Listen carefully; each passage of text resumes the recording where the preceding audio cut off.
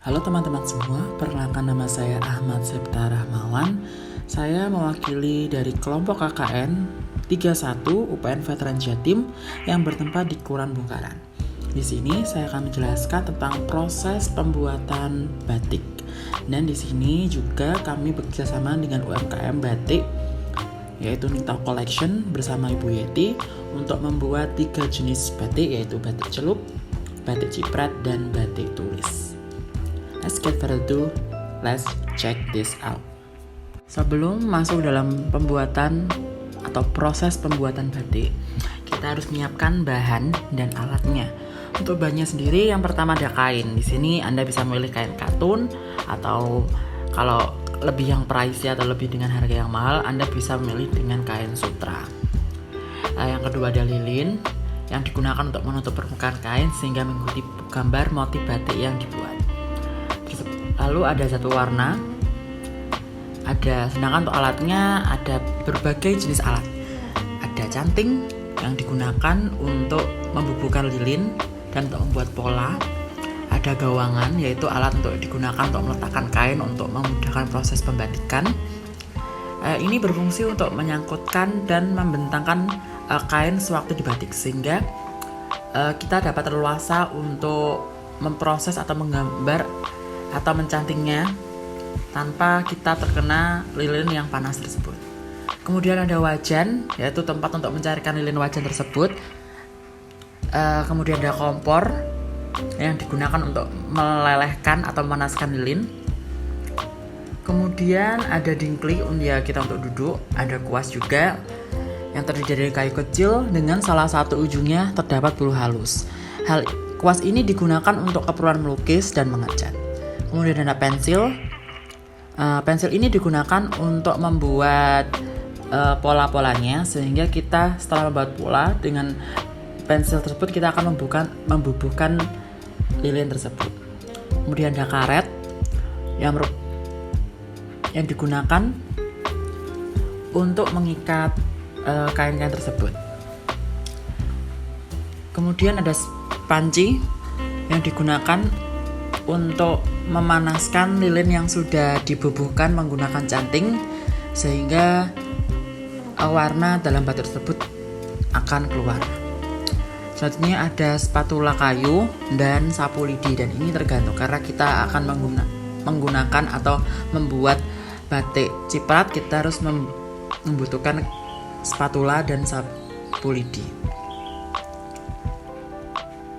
Setelah menyiapkan alat dan bahan untuk membuat batik, kita akan langsung saja ke pembuatan batik jenis pertama, yaitu pembuatan batik celup.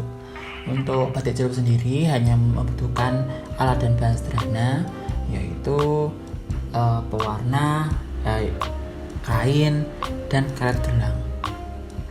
Setelah menyiapkan alat dan bahan, pertama-tama kita harus mengukur berapa sih kain yang akan digunakan. Nah, untuk kelompok kami menggunakan ukuran 2 kali 1 meter. Setelah mengukur, kan di sini ada kain 2 kali 1. Nah, kain-kain ini akan saya lipat menjadi lebih kecil, yaitu dengan melipat menjadi 2 dan menjadikannya 1. Setelah menjadikan 1, nanti akan dilipat lagi sehingga dia akan menumpuk gitu, tapi tetap pipih dan kecil. Nah, setelah semua lipatan itu selesai, kami mulai membuat lipatan segitiga, yaitu dari kiri dan kanan. Nah, ketika membuat lipatan segitiga ini, kita harus rapi, karena jika tidak rapi maka pola yang akan dihasilkan nanti tidak bagus, sehingga kita harus mengusahakan dalam lipatan segitiga ini rapi dan rapat gitu, supaya pola yang dihasilkan bagus. Setelah kita melipat menjadi segitiga semua dan menjadikan 1, kita akan merekatkan dengan karet gelang. Setelah merekatkan kain dengan karet gelang, maka selanjutnya yaitu proses pewarnaan. Nah, di pewarnaan ini kita harus mencampur pewarna dengan fiberglass supaya warna itu dapat masuk dan tidak gampang untuk luntur jika kita mencucinya. Oleh karena itu pencampuran ini sangat penting. Untuk pencampurannya yaitu 1:1 dengan air, lalu ditambahkan dengan pewarna. Dan pewarna yang dipakai juga pewarna buat tekstil atau untuk pakaian. Nah, setelah menyiapkan pewarna tersebut, lalu celupkan kain yang sudah kita secure dengan karet gelang ke dalam pewarna tersebut. Nah, di sini pewarnanya kami ada 2 warna, yaitu warna kuning dan warna biru. Nah, untuk yang segitiga tepi atas kita akan mewarnai dengan warna kuning, sedangkan untuk di bawah kita akan menggunakan warna biru yang deep atau warna biru gelap. Setelah melalui proses pewarnaan, kain tadi akan dibiarkan selama 30 menit atau bahkan lebih, tapi jangan di terik matahari. Proses ini agar warna dapat menyerap kain. Nah, saat dibiarkan selama 30 menit, kain ini akan dibuka dari karet gelangnya. Kan tadi sudah disecure dengan karet gelang. Nah, karet gelang ini akan dibuka. Nah, ketika pembukaan ini harus hati-hati karena warnanya masih belum 100% menyerap. Kan ini 60%, 70% menyerap. Jadi hati-hati dalam pembukaannya. Dan usahakan dalam membuka kain yang sudah diwarnai ini dengan bantuan orang atau dengan 2 orang. Karena jika 1 orang saja, maka takutnya nanti warna dari kain tersebut akan kemana-mana dan nanti polanya akan jelek. Jadi membutuhkan 2 orang untuk membuka kain tersebut. Nah, setelah kain dibuka, maka proses selanjutnya yaitu dengan menjemur kain tersebut di bawah sinar matahari supaya warnanya dapat ngeset atau bahasanya kering gitu, sehingga ketika warna itu kering maka polanya akan stay di kain tersebut. Oleh karena itu perlu proses penjemuran di bawah sinar matahari. Nah, untuk proses finishing nanti kita akan bahas di akhir dengan 2 jenis batik, yaitu batik ciprat dan batik tulis. Selanjutnya yaitu proses pembuatan batik tulis dan batik ciprat. Nah, untuk batik tulis dan batik ciprat ini saya gabung menjadi satu karena prosesnya hampir sama. Nah, untuk bahan dan alat yang dibutuhkan ada sedikit perbedaan. Untuk batik tulis, alat yang digunakan yaitu canting. Sedangkan untuk batik ciprat, alat yang digunakan hanya sapu lidi dan kuas. Untuk yang proses pertama yaitu dengan membuat pola maupun motif di kain yang sudah diukur. Nah, ukurannya sama seperti tadi, yaitu ukuran 2x1 meter. Nah, kain-kain ini akan diberi motif menggunakan pensil. Nah, kenapa menggunakan pensil? Karena pensil ini ketika kita salah membuat motif, maka motif yang salah tersebut masih bisa dihapus. Berbeda dengan menggunakan spidol maupun ballpoint. Oleh karena itu, menggunakan pensil itu lebih bagus dan lebih mudah untuk kami yang pemula dalam melakukan atau melaksanakan proses pembuatan batik ini. Setelah kain-kain tersebut diberi motif dengan pensil, maka langkah selanjutnya yaitu memberikan lilin ke dalam kain tersebut dengan menggunakan alat canting. Nah, tidak hanya canting yang digunakan, tapi juga kita harus menggunakan bahan lilin dan kompor. Nah, kompor ini akan memanaskan lilin sehingga berubah menjadi benda padat, menjadi benda cair. Nah, nanti dalam pengaplikasiannya menggunakan canting.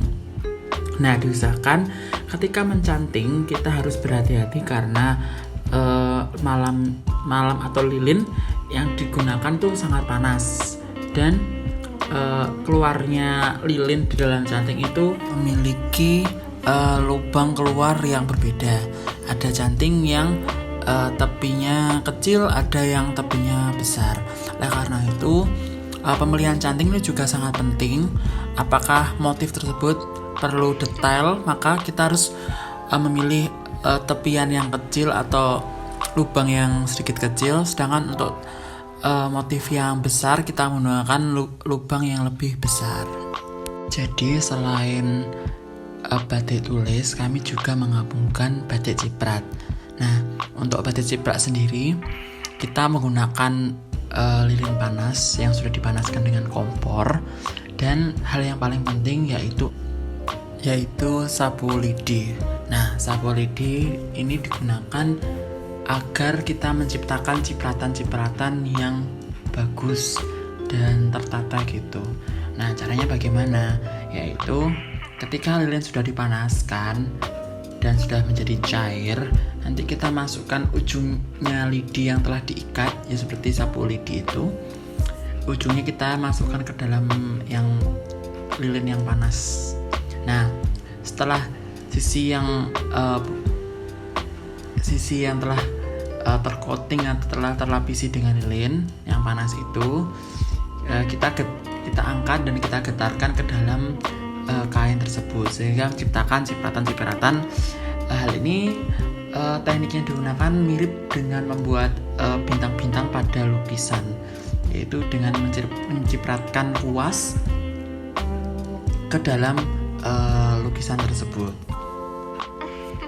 Setelah kita membubuhkan lilin ke dalam motif-motif, maka langkah selanjutnya yaitu proses pewarnaan.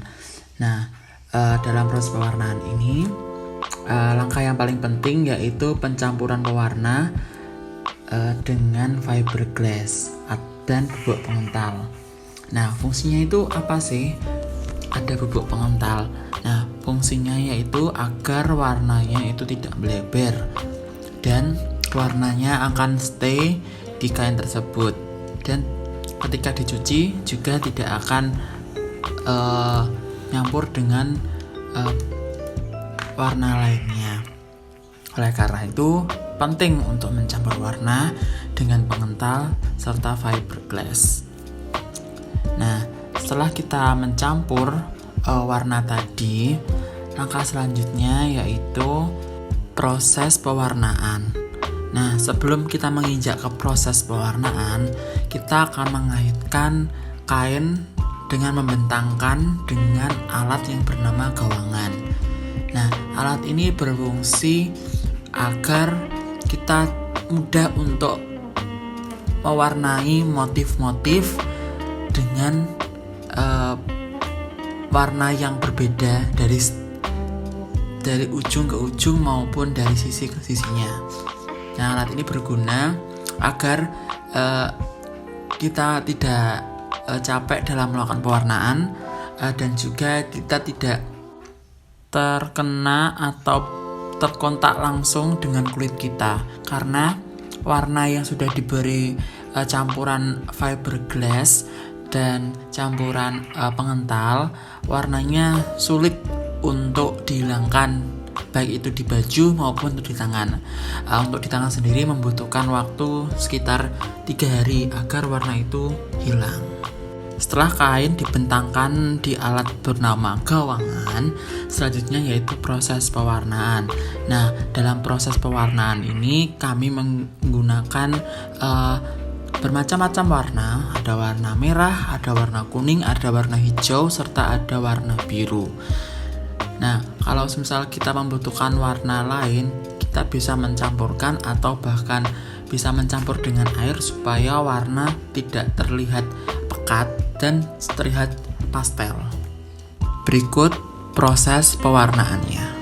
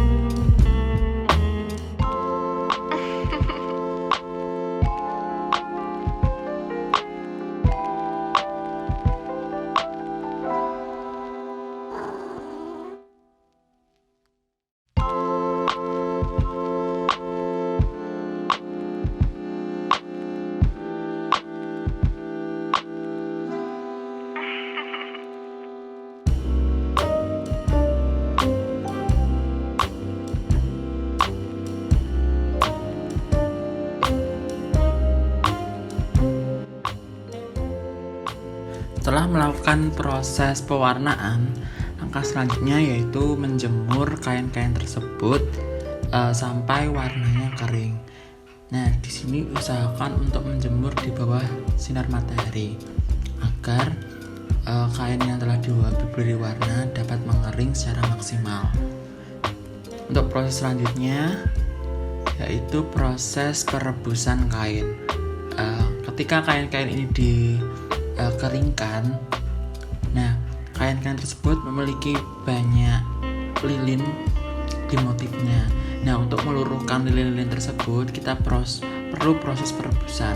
Nah, proses perebusan ini tidak perlu memakan waktu yang lama, hanya beberapa menit, supaya lilin-lilin tersebut mencair dan nanti akan mengeluarkan motif yang bagus.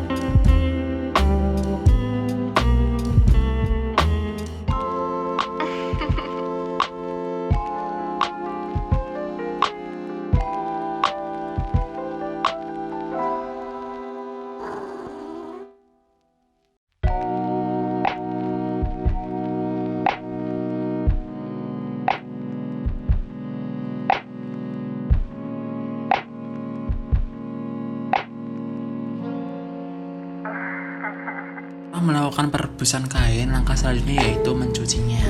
Nah, kenapa harus dicuci?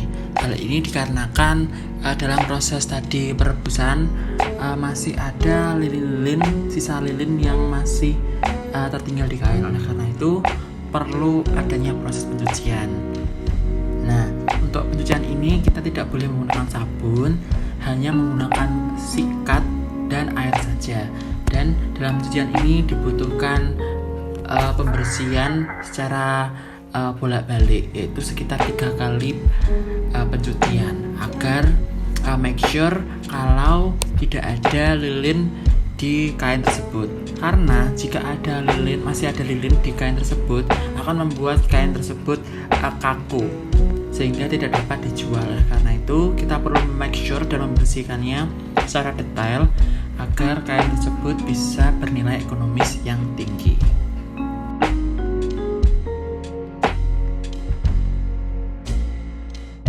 Setelah melaksanakan proses pencucian selama 3 kali, langkah selanjutnya yaitu proses penjemuran kain batik.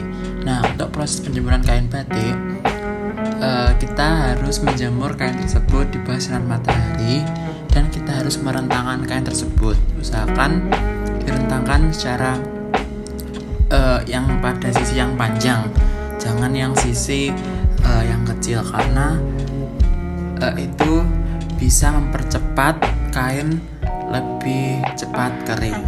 Nah, setelah proses ini maka kain batik siap untuk dikemas dan dijual kepada masyarakat.